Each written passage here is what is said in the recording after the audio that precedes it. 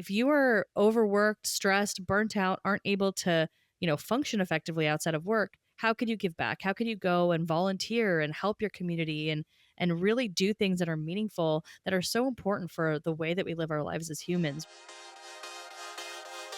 Hey, it's Nikki, Llewellyn Gregory, and you're on Gut Plus Science. You're in for a fast-paced, storytelling, action item-rich leadership growth experience. I hope you make this podcast a habit. I consider it a leadership mentoring tool. Learning together makes us better together, and that is how we change the world around us. Let's get to it. Hey, it's Nikki back on Gut Plus Science, and today we're talking about workplace wellness, and we're really going to pick it apart and understand it and challenge ourselves. I was with these ladies that are with me today. Just recently, we were in a workshop with many other leaders, and a number of different components challenged me, made me think differently. And I want more of that today. And I'm like, I just saw them in action, so we're going to see them do it again. It's going to be a lot of fun. Workplace wellness. It's a buzzword, kind of like people first leadership or culture. And, you think people first and leaders are like, oh, I just implemented our unlimited PTO policy, or we just worked on our core values and now they're on the homepage of our website. Or, you look at workplace wellness and people will say, we brought in yoga over lunch or the new app for meditation. And while those things can be components of programs and the whole scope, that's not what this is, right? We want to really go much deeper and really understand, how does workplace wellness, what is it? How does it drive business outcomes, team performance, and overall just community well-being with the people that we're around at work? So today, experts Dr. Patricia Grabarek and Dr. Katina Sawyer, they're organizational psychologists, researchers, authors of the new hit book, Leading for Wellness, and they're co-founders of a company called Workr Beeing. It's a company on a mission to create healthier workplaces through science-backed solutions. There's so much that we're going to learn today. I'm ready to dive in, get challenged, have light bulbs go off. But I want to start with, how did this become the center of the work that you do? So, Patricia, you want to kick us off? Sure. Well, first of all, thank you for having us. We're super excited to be here. In terms of workplace wellness, we both went to graduate school for organizational psychology, but how I got there was, in undergrad, I was studying psychology and I was actually working with health psychologists. So understanding how stress impacts people's outcomes, specifically with patients with chronic illnesses or things like cancer. And it was really fascinating research, but I am a very emotional softie. So everything I took home with me, and it was really heavy and hard for me to manage. But I was still really interested in stress research. So I was thinking about, how do I take this research and stress and think about it in a different context? That's what made me stumble upon organizational psychology. Everybody works for very, very long periods of time within their life, right? It's a huge percentage of our life is spent at work. How can we make that better? How can we have positive outcomes, and how can we impact our life outside of work in a way that helps us thrive, right? So that stress research and understanding people's outcomes from stress kind of positioned me into a place to focus on the workplace. And so I studied that in graduate school, and obviously it's always been an interest since then. And I'm very glad that it gets to be a big part of what I do today. That's so awesome. And Katina, I'd love to hear your story as well, and then tie it together with how you two came together to work on this. Yeah, sure. So, like Patricia, I worked on research in undergrad, but mine was in a lab about close romantic relationships. So more of a personality and social psychology lab. I coded lots and lots of videos for emotions, whether positive or negative, that people were displaying in very tough and stressful conversations with a romantic partner. And so I kind of got a sense of, some of the importance of relationships and how those trickle down effects can impact your stress in life and your health, et cetera. But I knew I didn't want to do clinical psychology, and I couldn't really figure out, how do I translate some of the things that I'm interested in, which is really like societal well-being and people's general overall health and stress and wellness. How do I translate that into something that's not a clinical setting? And I actually couldn't figure that out. So I almost transferred to the business school because I just thought, I don't know if I can do psychology. And I found out that industrial organizational psychology existed in my last year of college, and totally switched gears and decided to apply to PhD programs. And that put me on that track. And that's where Patricia and I met. We met at Penn State. in our PhD program for IO psychology. And, we both had a similar focus in our research there, but from different angles. We both cared a lot still about health and wellness and stress, but looked at it just in slightly different ways. And after graduate school, Patricia went down the applied path, working in people roles, and I went into academia. And we decided to partner up to create Workr Beeing, as you said, to be on a mission to take what we learned in grad school and make it more fun and digestible for people and more applied in nature so people can actually use actionable takeaways from the research we learned. I love that. Well, thank you for sharing the background. I was so curious because your dynamic together, you all will get to see this today. Just have a really cool dynamic. I'm like, were you kids on the playground when you were 3 or what? Like, it's just a really, really good energy. So we were friends at the wine bar. I mean, yes. And the wine will speed it right up. Yeah. So, well, let's start. I really want to build this because I said, earlier we have misconceptions many times on what workplace wellness is. So we were kind of poking a little fun in the intro, but yeah, let's go there. How do you define what is workplace wellness? So we actually asked this in the research that we did for the book because there isn't a very concrete definition of workplace wellness. So we thought, why don't we ask people, what do they mean? What do they think when they hear the words workplace wellness? And you can imagine it varies overall by people, right? Each person has their own definition, their own things that really matter to them. But ultimately, what it comes down to is we learn that people are really thinking about wellness holistically. It's not one thing. It's not just physical health, right? Physical health is one piece, emotional health, mental health, work-life balance. Those are the types of themes that came out. And which one of those matters to somebody might vary. But overall, people are really thinking about themselves as whole people and being able to be well in multiple facets of their life. So that's how we define workplace wellness, is really being well in all those different components. I love that. And I love your vulnerability and transparency around, well, it is complex. And we, with all the research that we've done and the schooling that we've done, we weren't coming to it with, here's our definition. You went out and you asked, and with what we talked about, what is Workr Beeing? There's so much science and research backing. So you're just living that out, which is such a beautiful thing.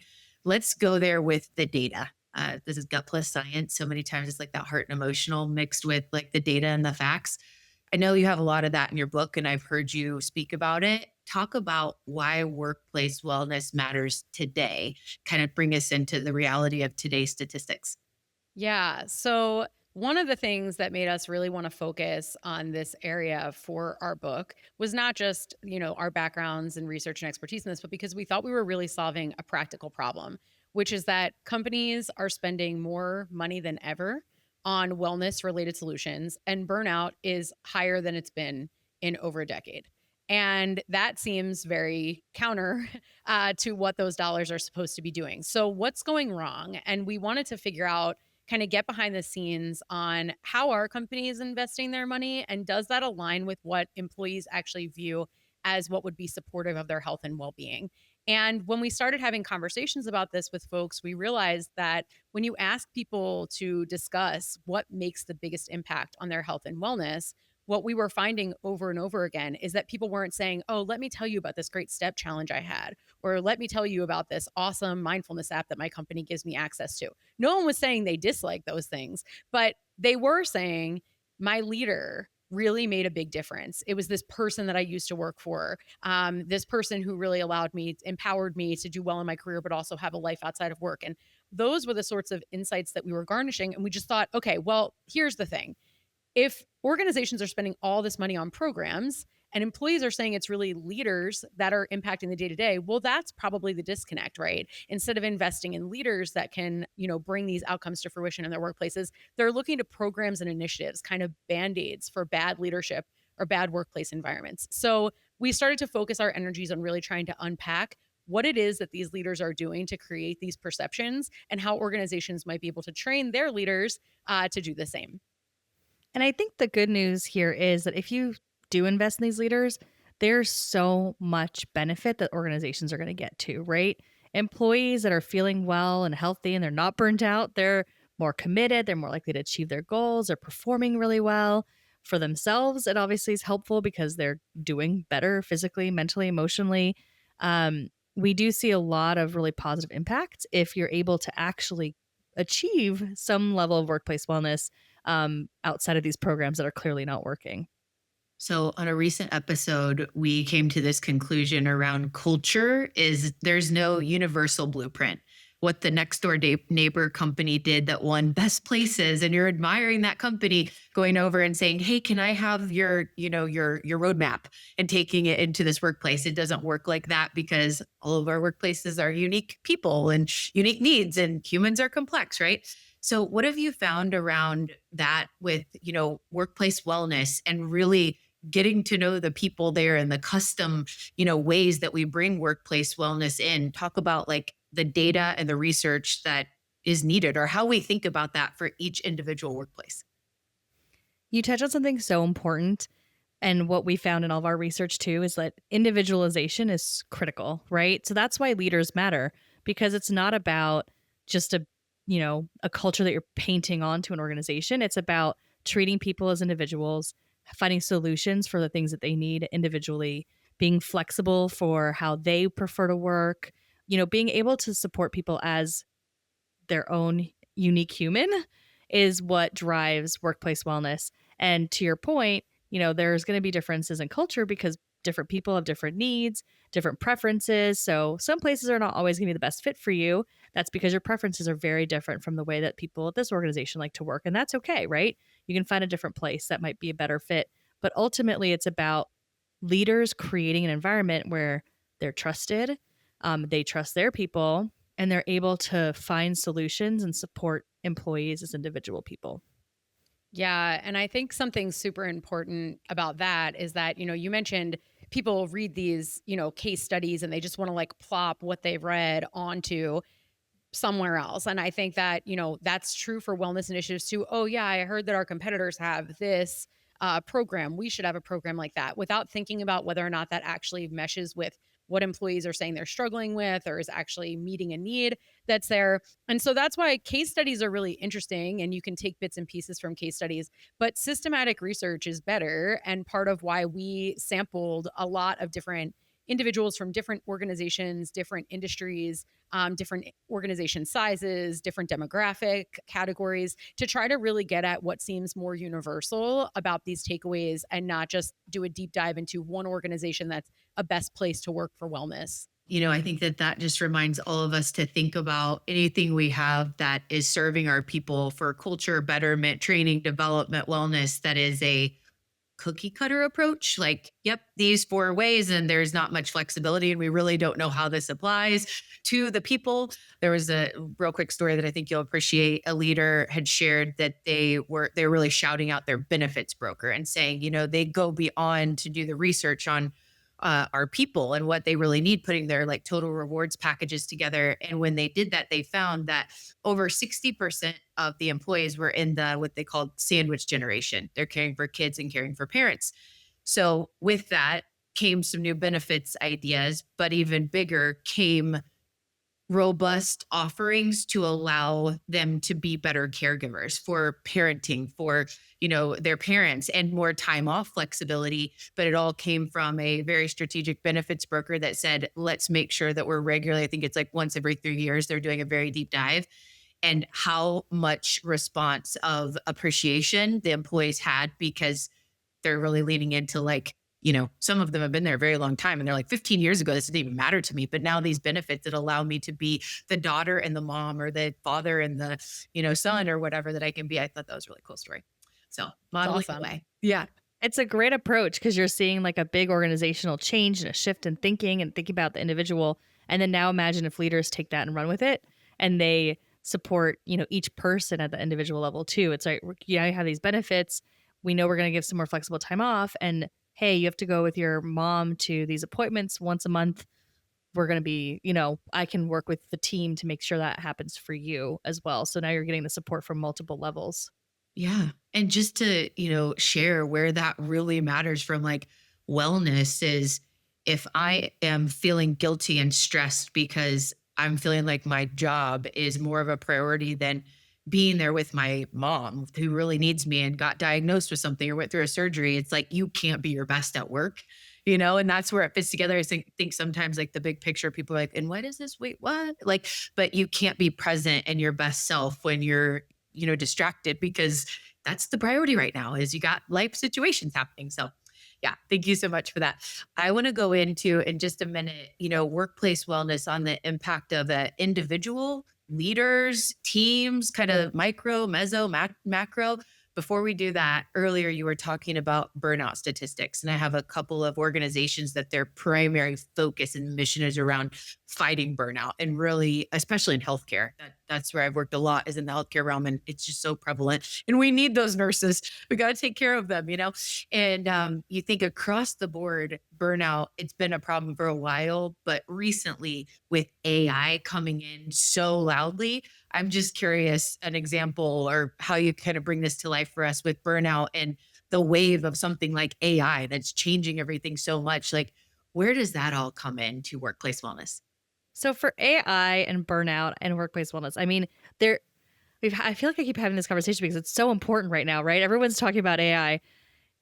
We have a decision to be made around how we're going to use it and how we're going to leverage it. I think AI can be used for the good, right? And we can use it to alleviate, burdensome tasks for people, give people some time back, help them be productive in a way that allows them to then disconnect and have their lives, right?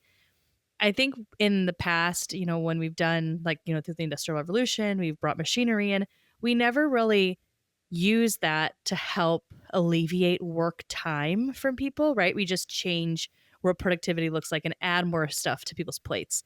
So I think we're at a decision point as organizations and as a society that we can decide we don't want to add more to plates to refill what AI has taken. Let's take a step back and think about how this could help us be better so that we're not burning out. People are burning out because they're working too long. We have a very intense work culture in the US where, it's very much expected that that is your priority and you're spending a lot of time at work. And then that also, like you mentioned, if you've got a lot of stuff going on in your personal life, there's a lot of stuff going on globally, economically, those things weigh on you. And if you don't have time to handle that and focus on your mental health through all of that or whatever caregiving you have to give, you're going to continue down this place of burnout. So how can we have AI come in and help us so we're not continuing that pattern? I think that's a really important question that we should figure out. And also recognizing that bringing in new technology can also lead to burnout just because people have to learn it, right? So giving space for people to learn and not overburdening them so that they're trying to learn this new technology, but then continuing their regular full-time job. How can we give space so people can learn in a way that's meaningful, that's actually impactful, and not adding too much to their plates? Thank you for that. I would be like remiss not to bring up the AI topic right now. And I was like, burnout, AI, like we got to go there for a second because it's just such a big thing. So important. So, yeah. Well, let's now look at workplace wellness. You had used the word earlier, holistic, and I think we can use that in a couple different ways. I'm going to look at the holistic workplace of all the different kind of types. Let's look at the individual and workplace wellness and the impact on individuals. Let's take it at that micro level first. Yeah, so there are lots of impacts at the individual level when folks are working in work environments that are negative or stressful or centered on overwork, or they're working for a toxic leader, or even just a leader who's not so great. Like they don't have to be actively toxic. All of these tools drain resources from employees, and that's where burnout comes from. But in association with those feelings, we also see that employees have lower job satisfaction. They have less commitment to their organizations. They're more likely to want to turn over. They're less likely to talk positively about the organization to other people.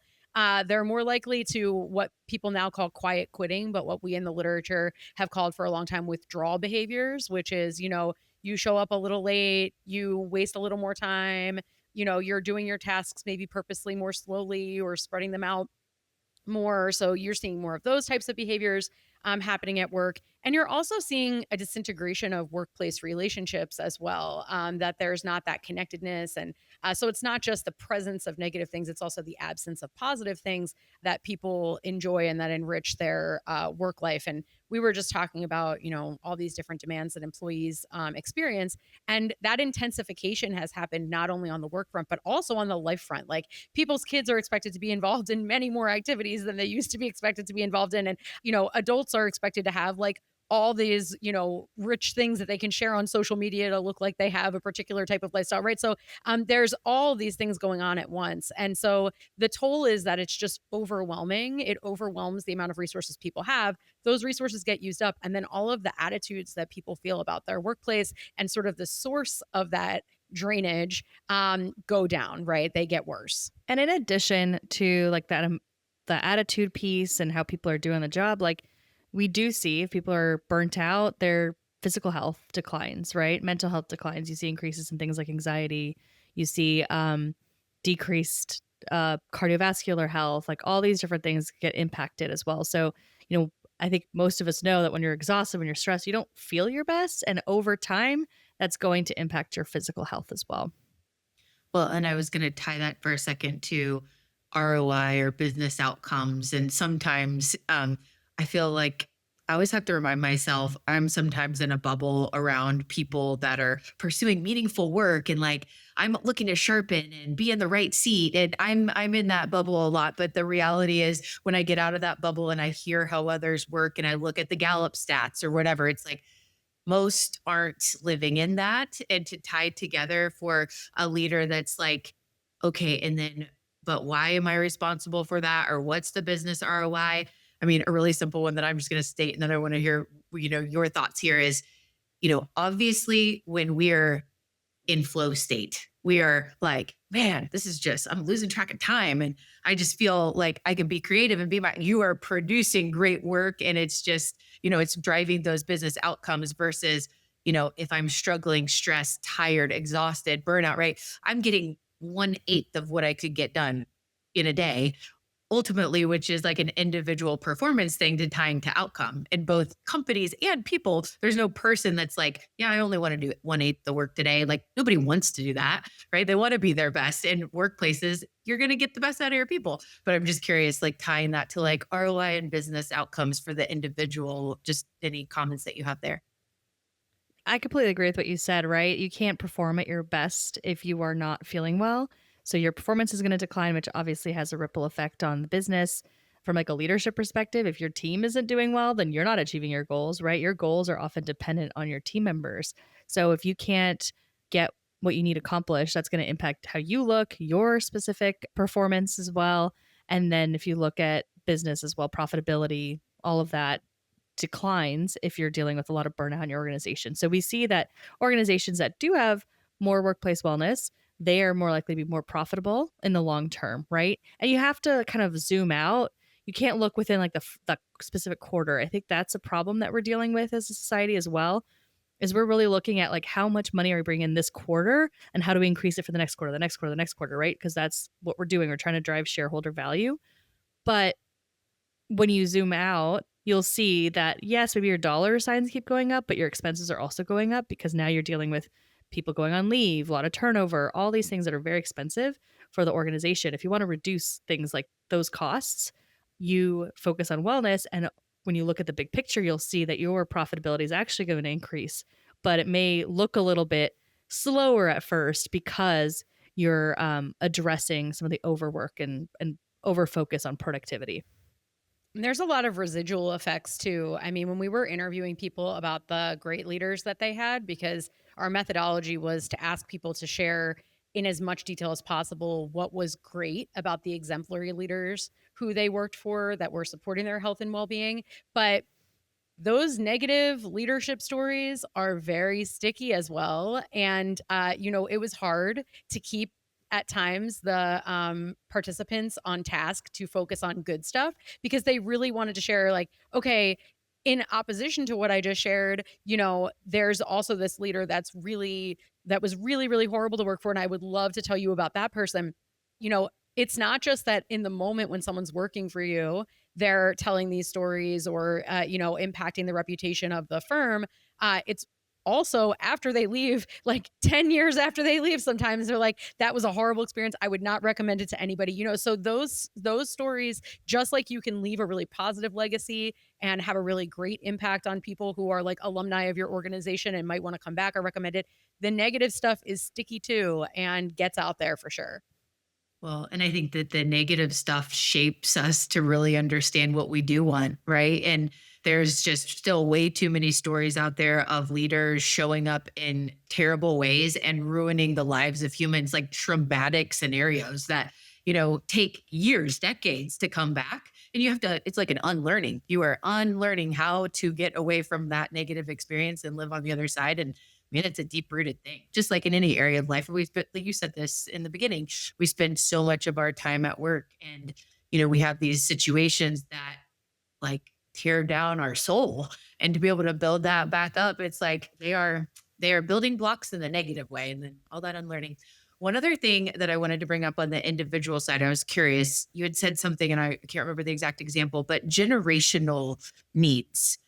Today we have more generations in the workplace than ever, right? And there's so much difference, but there's things that bring us together. What have you found around individual needs and impact, and how that ties to the generations at work right now? I think generationally, we talk about generations a lot, but ultimately it kind of comes down to age and your life stage. There are some shifts over time, right? We start to see people talking about work-life balance and burnout more frequently, over the years, right? It wasn't a topic that was discussed 50 years ago. So there's definitely shifts, but ultimately what people are looking for kind of depends on where they are in their lives. So current Gen Z, maybe not all of them are having kids yet. When they get to that point, they're going to have similar needs to the millennials that are currently having kids, right?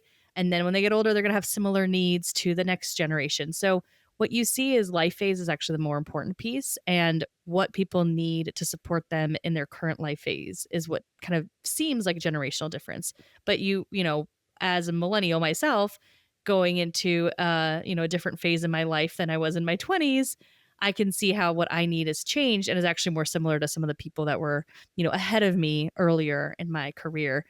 So I think as an organization, you just need to think about like what all these different groups might need. How do you support these different groups? And as a leader, again, going to being really individual, right? It's not about whether or not you are a millennial. It's more about you're a millennial that has a sick parent and a child at home. You're a millennial that maybe doesn't, and you have different things going on. You have your own chronic health issue or whatever that is.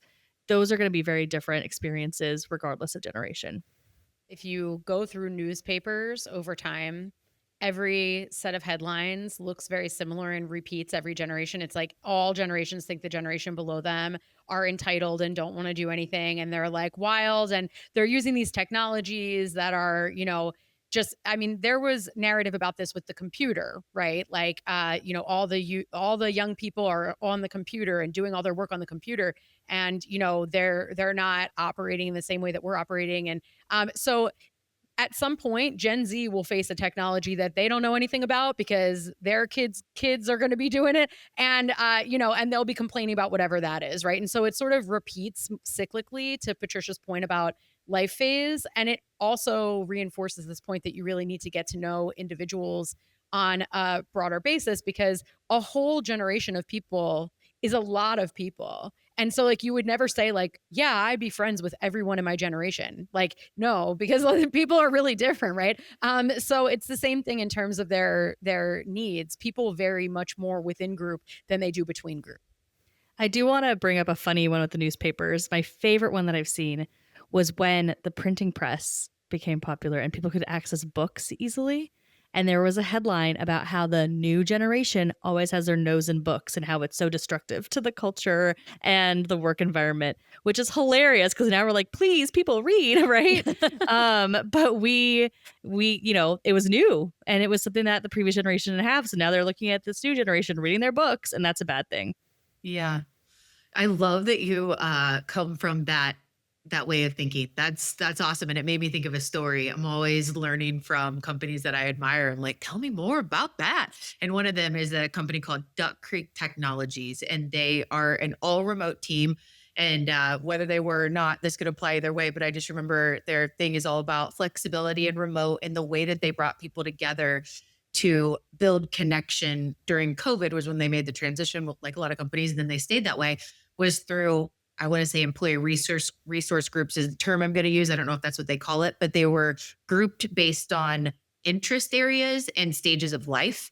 And then they became boards of people that really shaped out the different offerings or learnings or, different benefits or days off that were needed. And everyone is in at least one. You could be in as many as you want, but if it's like, hey, I'm a newer mom, and then you're part of that with other people that you work with, or I have an interest in, gardening, right? Like it's really thrive for them. And I think that's a cool way because people of all different ages could be in the groups. It's based on common thing. Yeah. That's cool. Awesome. Yeah, that's cool.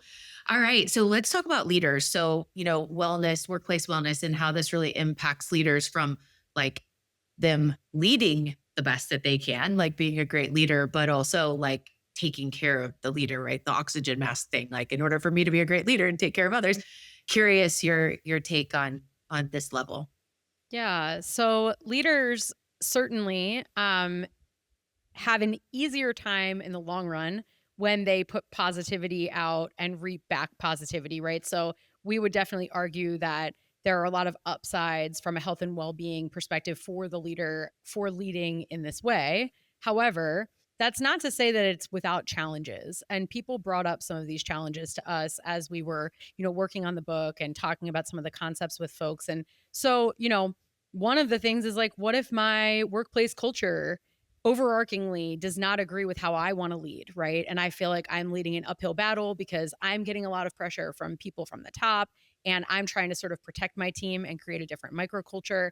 And that can be challenging. That can be stressful. So we saw people doing some actions that we talk about in the book, and we won't be able to get to all of them here, but, finding champions, measuring the impact of their leadership to try to make the case for why what they're doing is positive, trying to really like rally around this concept. And, you might also face other challenges. There might be people on your team who are sort of messing up the team culture, or, you might find that there are individuals in the organization who are actively trying to tear down these kinds of cultures. So like, you could be fighting a battle. You also could face like really mundane or like, less negatively valenced challenges, but just something like, hey, somebody on my team wants to work fully remote and another person on my team wants to work fully in person. And how do I bridge the gap between those two, So we have some tips in the book about how to do that. But ultimately, those things can burn out a leader who's trying to do the right thing, but may not always get it right 100% of the time or know how to manage those challenges. So we outline in the book some recovery strategies that when all else fails, if you can't set up the environment in a way that's going to combat some of this burnout that you might experience along the way, what can you do as an individual leader to try to take care of yourself and create kind of that force field around you? And we have 4 strategies, but I'll kind of cut to the chase on this. The research shows that probably the most effective strategy is one that people wouldn't necessarily expect. And that is called mastery, which is if you have become disconnected from a hobby or something that you really like to participate in outside of work, and it's something where you can have some level of improvement, even if it's like, I, hiked a little bit of a harder trail today than I usually do, or I'm making fewer errors when I'm knitting than usual, or whatever that might be. As long as you're not doing it for external approval, like I just want to knit this thing so I can post it on Instagram and get likes, if it's something that really is nourishing to you and you're able to improve upon it, spending time doing that hobby is actually the most replenishing thing that you can do other than sleep. If you are extremely exhausted, you should sleep. But if you are going to do an activity, the mastery thing is the best for your recovery. Love that. Okay. And then, let's tie in. I feel like we could be here like for another 2 hours, but I didn't plan for, a 3-hour episode today. I'm like, I could literally keep going deep with you all. You're going to have to come back, but let's kind of put this together from a macro perspective of, the company as a whole, the communities in which these companies live and the ripple effect on, the families that are impacted by these workplaces. Talk about that dynamic on wellness, company whole, the impact of business outcomes, but also the society and community impact. Yeah, we already touched on how obviously individual performance can impact leaders' performance, can impact organizational performance and productivity. But like as Katina was mentioning with the legacy piece, right? If you are a leader or an organization that's having this really bad impact on an employee, that doesn't just stay with the employee. They go home, they're in a bad mood, they take it out on their family's now in a bad mood, their stress level goes up. So everyone kind of in that sphere can be really negatively impacted, both health wise, emotionally, mental health wise. And also, it reduces the ability for these employees to go and have a positive impact on the broader communities, right? If you are overworked, stressed, burnt out, aren't able to, function effectively outside of work, how could you give back? How could you go and volunteer and help your community and really do things that are meaningful, that are so important for the way that we live our lives as humans, right? We need people that are going to be, going and supporting animals in an animal shelter or helping, you know, provide food to individuals that are unhoused. Like there's so many things that we need people to help and support in our communities. And if they don't have anything left to give, then the community will be impacted in a really negative way as well. So leaders and organizations need to remember that what they're doing isn't just staying within the walls of the company, it's spreading outside of that as well. Yeah, and you think about the statistics on isolation in the past few years, just as like a global major issue, just being disconnected, and then mental health issues, and we've talked about like trauma at work and just lack of helping people connect. But you look at the other side, like the way that you've come at a lot of your research, like the positive and understanding those those key things that we want to build on, and how a workplace. I actually am going to an event tonight with Titus Talent, and the energy of everyone at Titus that I ever interact with, they just love their job. You can just tell, right? And then it's, I'm going to an event tonight that's always, it's never oh, it's on my calendar. It's like, I am looking forward to it because just the vibe that they bring. And I mean, there'll be kids that are involved in it. It's just a very holistic, goodness of like, how does that then ripple on, overall the percentage of people at Titus probably have a lot less isolation. Like they're more connected. Their families' dinner tables are more positive conversations. Kids are, being raised in just a more positive environment. That's like from an individual to a leader to a workplace and society, how big of, we spend the most of our hours here. Yeah. So what are most companies getting wrong? Like if you could nail down like, okay, yep, we're doing some things, but what are the things that you're like, these are trends. What are we getting wrong? I think a lot of companies are well intentioned, but they don't have a good strategy when it comes to wellness. And so they're using kind of this like spaghetti at the wall approach. These are a bunch of things that, sound good, that our competitors have, that our employees might say they like, right? Like a smile sheet at the end, was that fun? And they're like, it was fun, right? So the employees like it, and other people are doing it. So hey, we'll invest our dollars here, we'll invest our dollars there. But there's not a lot of follow through in terms of what the results are of those programs oftentimes. And even when there are follow throughs on results, a lot of times the results are, more acute or limited. Like I said, like either employee reactions, or if they are getting more granular into the outcomes, it's maybe one specific outcome and not looking at the whole picture or the work environment. And so I think this kind of spaghetti at the wall approach means that there's not a lot of strategy. Sometimes something will stick, sometimes it won't. And then also on the back end of that, you're not quite sure exactly what you're getting out of all of these programs. And you're using them kind of as a band-aid at times for a broader negative workplace culture or experience. So they're expected to do a lot of lift to sort of overcome a bad workplace environment for these things that you're not even quite sure exactly if they're working or why. And so good intentions, maybe lack of strategy and follow through. I would add too that when you're building these programs, they feel like almost easy, right? Like I'm paying a vendor to do XYZ. I'm providing a class. I'm doing these things that are not that challenging. And so it's like I can put all these dollars in and hopefully it's going to help the problem.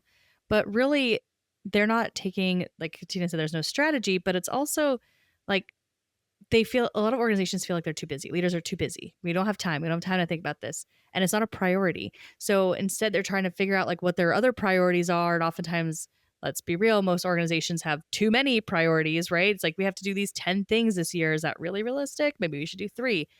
So I think that because people aren't prioritizing it effectively, they are then in a position where they don't have time to prioritize this bigger picture issue that can have massive impacts in the long term for an organization. So thinking about how you could strategically focus on a few vital things for the business that are maybe more technical or product related or whatever that is. And then what do you want the business to build into long term? How can you build a business that's sustainable? Your employees are producing and effective and productive and feeling good. That should be a priority. And you should put the energy and effort into it the way that is actually going to have an impact versus like, oh, let's just throw this money over here so we could focus on these 10 things that there's too many of anyways. Yeah. If you go to the gym and you never break a sweat, like you're not going to see a result. And so these easy solutions to big thorny problems are probably too good to be true. Yeah. Well, I thank you so much for being here today. And, you had brought up priorities and like, do we have time for this? And it just made me think that's where, many times we're in the weeds so deep working on our business and we're not out looking up. And that's why we're throwing the spaghetti, right? Because we are prioritizing things thinking they're a priority. But when you look at the grander picture and the ripple effect of what it's going to do to cost your business, like not good ROI, right? And that's where you guys come in to really understand the people and the research and really make sure that that holistic program is the best for these people. I think we all have to be challenged to step back, step away, and we need others that have this intelligence and this research like you to help us do that because we're so close to it and know we're prioritizing the wrong thing. So thank you so much. We definitely want to point people to your book. Your book just came out. How long has it been now? March. It came out in March. Yeah. And we'll link that in the show notes as well. We'll link out to Workr Beeing, link out to your podcast initiatives, all those great details. But before we go, we have this really quick lightning round that we do on all of the Gut Plus Science episodes. So we always ask favorite book of all time or favorite recent read. And these are just like quick, spitball questions here. I'll have Patricia go first. What book? It's actually Rebecca. It's fiction, obsessed with it. And it's been like a big part of my life. I've never heard anyone say this book. I will be looking it up. Katina, favorite book? Of all time, I would say The Handmaid's Tale really changed my life. However, The Person You Mean to Be by Dolly Chugg is a recent book that really got me, workplace book that I really like. Love it. Thank you. Okay, here's for the fun things here. Katina, so you're happily married 9 years, but you have like a crush or obsession with Hanson. Who's Hanson? That is correct. They are a boy band from the 90s that I formed an obsession with when I was like 11 years old and went to see them in multiple concerts with my mom and my friends and, went in and out of keeping track of them over time in adulthood, but have certainly seen them perform live in recent years. And, they still got it. So I love it. I love it. I wonder if my mom still has one of my Hanson posters like in their attic somewhere because I remember having one. Okay. Patricia, so snowmobiling, that's like a thing for you. So glacier snowmobiling, very curious because I'm like, what is this here? Would you like while you're snowmobiling, like rather fall off the snowmobile or be asked to charter snowmobiling? Like what form of snowmobile expert are we talking? I would definitely rather charter than fall, but definitely not an expert. When I was in Iceland, I did a midnight snowmobile tour on a glacier. It was so cool, but I was scared of like all of it. So I shouldn't charter, to be honest, but I would still prefer to do that. Yeah, I'm like, lead the charge on ice or I'll just see you later. Like, I'm just thinking a snowmobile and ice, like slippery. I don't know. See anything. Well, it's like everything looks the same. So I have no idea what direction I was going in. So thank gosh, there was a tour guide to like help us because I was like, I don't know if I'm going north, south, east. I have no idea.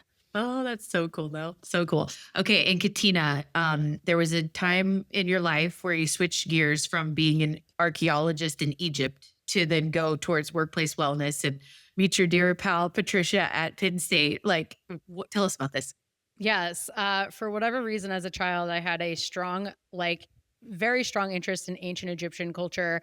I wrote a book report once in school for fun, both in English and in hieroglyphics. I was very into it. That's super nerdy, but it is true. And so I always had a passion for it, but for some reason I got it in my head that if you wanted to be an archaeologist, you had to move to Egypt. I'm from Philly, and Egypt sounded very far away for like a 12-year-old. So I gave up the dream, but I still want to go to Egypt someday and maybe go inside a pyramid and live out some of little Katina's fantasies there. That's so cool. Thanks for sharing that.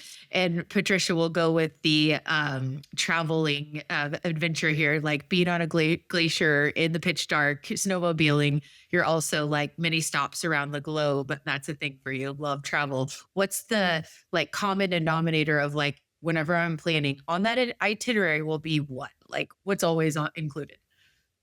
I always want to do something that I can't do at home. Like, there's no glaciers in California that I'm aware of, at least. I want to get on top of one and I want to do that.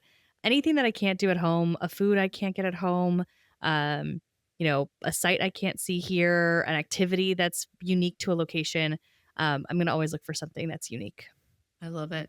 It's so great. Well, Leading for Wellness just hit all the bookstores, including Barnes and Noble. But that's what we're leading you to. Go check out the book. This has been such a heart project for them. We have been celebrating them at People Forward Network, and we'll be linking that out. And we're excited to hear like what you take with the book and do. And hey, I feel like we have so much more to cover. So maybe we'll get some feedback, and then you can come back after people have read the book and have more questions. We'd love that. Okay, awesome. Thanks so much. We'll see y'all next time. I had such a blast with these ladies today, and it sure felt like we could have gone on for a couple more hours. So Katina and Patricia, I want to have you back soon on Gut Plus Science. And hey, listeners, let us know, like, what topics do you want us to go deep on? And maybe we'll see these ladies back here soon. Love the energy. Here's my truth you can act on from today's conversation. Number one, go beyond programs, think holistic wellness. We're talking workplace wellness and what it is and what really works, how to see this differently and more impactful. It's not the yoga class or the app. It's really that holistic, emotional, mental, and physical support that is tailored to each human in the workplace's life stage and their reality. And that leads me into number two. Leaders drive wellness, and investing in our leaders to really understand wellness at work and what is holistic wellness and how do we provide that trust and support and that flexibility to each individual person.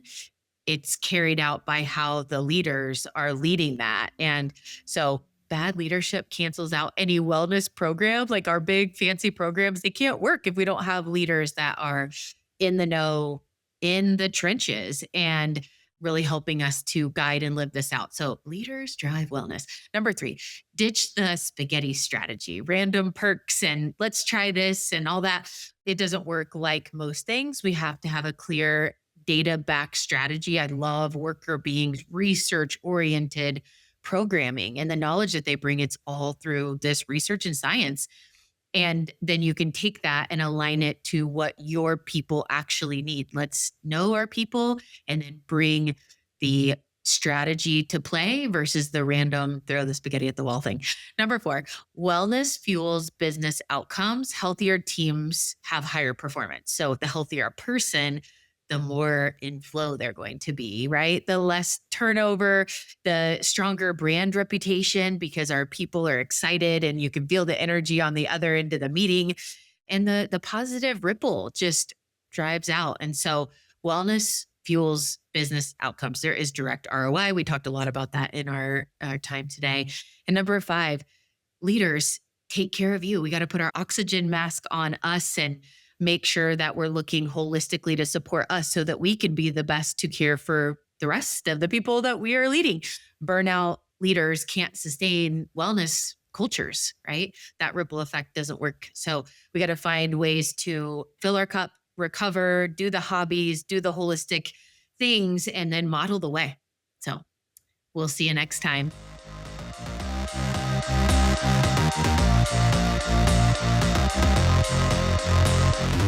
We just left the world a little bit better. Now, go do something with it.